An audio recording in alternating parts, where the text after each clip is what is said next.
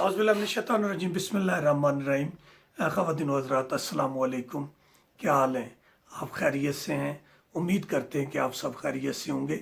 मैं आज आपकी खिदमत में एक बड़ा ही ज़बरदस्त वाक़या, सबक आमूज़ वाक़या लेके आया हूँ। पुराने वक्तों की बात है, किसी गांव में एक कलंदर रहता था जिसके पास एक रीछ था। वो कलंदर रीछ का तमाशा दिखाता था और अपने बच्चों की रोज़ी रोटी कमाता था। एक दिन उस कलंदर को एक गांव से दूसरे गांव में जाना पड़ गया और दरमियान में एक बहुत बड़ा जंगल था।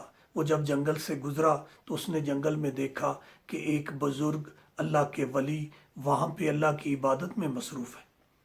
ये वहाँ रुका और इसे बड़ी हैरत हुई कि इस जंगल में ये बुजुर्ग अकेले कैसे रह रहे हैं। इसने उन्हें सलाम किया और उनसे पूछा कि बाबा जी आप यहाँ पे अकेले रह रहे हैं? तो उन्होंने कहा हाँ बेटा, मैं यहाँ पे अल्लाह की इबादत के लिए आया हुआ हूँ और मैं अल्लाह की इबादत कर रहा हूँ। बुजुर्ग ने पूछा कि आप कौन है और किधर जा रहे हैं? उसने कहा कि मैं एक कलंदर हूँ और ये मैं रीछ मेरे पास है और मैं इससे लोगों को तमाशा दिखाता हूँ और मैं अपने बच्चों की रोज़ी रोटी का सामान करता हूँ। बाबा जी मुस्कुराए और उन्होंने कहा बेटा अच्छा फिर मुझे भी इसका तमाशा दिखाओ। उस कलंदर ने बाबा जी को रीछ का तमाशा दिखाया। बाबा जी बड़े खुश हुए। तो कलंदर ने कहा बाबा जी मैं तो एक कलंदर हूँ, पहले आप मुझे ये बताएं कि आप कौन हैं। उन्होंने कहा मैं भी एक कलंदर हूँ। असल में वो बाबा जी वक्त के कलंदर थे, अल्लाह के वली थे। जो रीछ वाला कलंदर था उसको बड़ी हैरत हुई। उसने कहा बाबा जी मैं तो एक कलंदर हूँ, मैं तमाशे दिखाता हूँ, अगर आप भी कलंदर हैं तो मुझे आपको ही अपना तमाशा दिखाएं।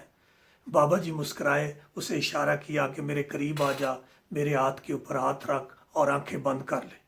उसने बाबा जी के हाथ पे हाथ रखा, आंखें बंद की। बाबा जी ने कहा अब आंखें खोल ले। जब उसने आंखें खोली तो क्या देखता है कि एक खूबसूरत वादी में पहुंचा हुआ है। वहाँ पे एक दरिया के किनारे खड़ा है, बड़ा खूबसूरत उसने लिबास पहना हुआ है। दरिया में एक कश्ती चलती हुई आ रही है। जब कश्ती उसके करीब आई तो देखा कि एक नई नवेली उसमें दुल्हन बैठी है। उसने नीचे उतर के कहा कि मेरे वालिदैन ने कहा था कि ये कश्ती जहाँ रुक जाए वही तेरा खावंद होगा, तू उससे शादी कर लेना और आओ अब मेरे साथ शादी कर लो। करीब शहर में गए, वहाँ शादी होगी, दोनों हंसी खुशी रहने लग गए।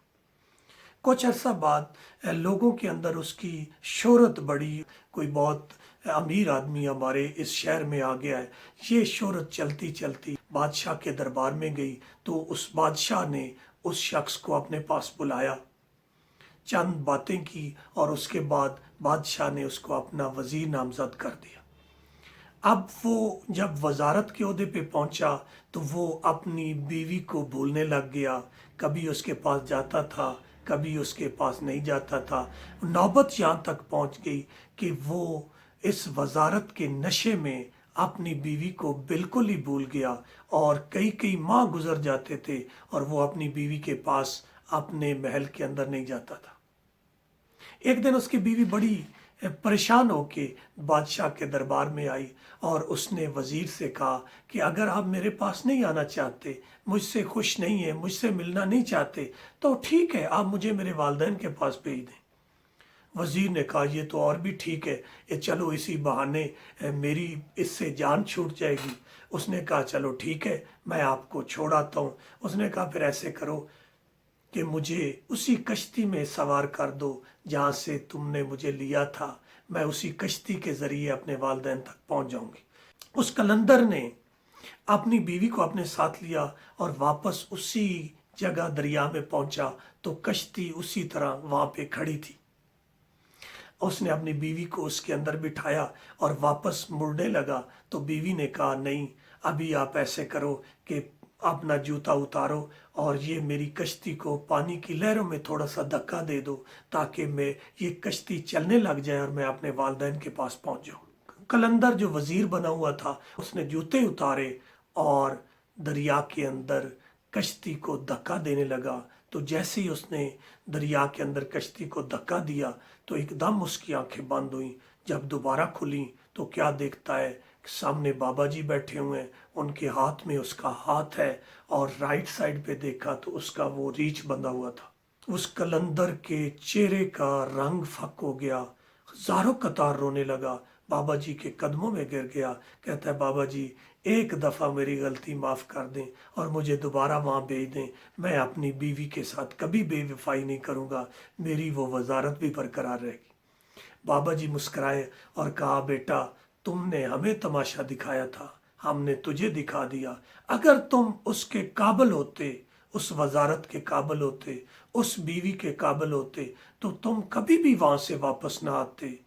तुम उसके काबिल ही नहीं थे, इसलिए अल्लाह ने तुम्हें वापस फिर इसी दुनिया में भेज दिया। जाओ पकड़ो अपना रीछ और इसके लोगों को तमाशे दिखाओ, तुम्हारे मुकद्दर में यही है, तुम इससे बड़ी जगह पे, तुम इससे बड़ी नेमत के काबिल ही नहीं हो। तो कलंदर वहां से जारो कतार रोता हुआ अपना रीछ लेके तो आगे चल दिया। ख़वातीनो हज़रात, इस किस्से से ये सबक मिलता है कि अल्लाह ने अगर आपको कोई नेमत दी है तो उस नेमत की कदर करें और अपने आप को साबित करें कि आप उस नेमत के, और साबित करें कि आप उस नेमत के काबिल हैं। और अगर आप अपने आप को उस नेमत के काबिल साबित नहीं करेंगे, उस नेमत से बेवफाई करेंगे, कुफरान नेमत करेंगे, तो ऐन मुमकिन है कि आपसे वो नेमत छीन ली जाए। इकबाल ने कहा था कि कोई काबिल हो तो हम शाने कई देते हैं और ढूंढने वालों को तो दुनिया भी नहीं देते। जब काबिल ही नहीं होगा तो फिर नेमत छिन जाएगी। खातिन हज़रात, मेरी आपसे गुजारिश है, अल्लाह ताला आपको कोई नेमत दे, उस नेमत से फिर बेवफाई न करें, अल्लाह ताला का शुक्र अदा करें, क्योंकि कुरान मजीद में है जो शुक्र अदा करता है अल्लाह उसकी नेमतें और बढ़ा देता है। अगर आपको मेरी ये वीडियो पसंद आई है तो मैं उम्मीद करता हूँ कि आप इसको लाइक करेंगे, सब्सक्राइब करेंगे, फॉलो करेंगे और बेल आइकन का बटन ज़रूर दबाएंगे और इस वीडियो को ज़्यादा से ज़्यादा लोगों में शेयर करेंगे ताकि ये नेकी का एक सिलसिला हमेशा हमेशा के लिए चलते रहे। आपका बहुत शुक्रिया।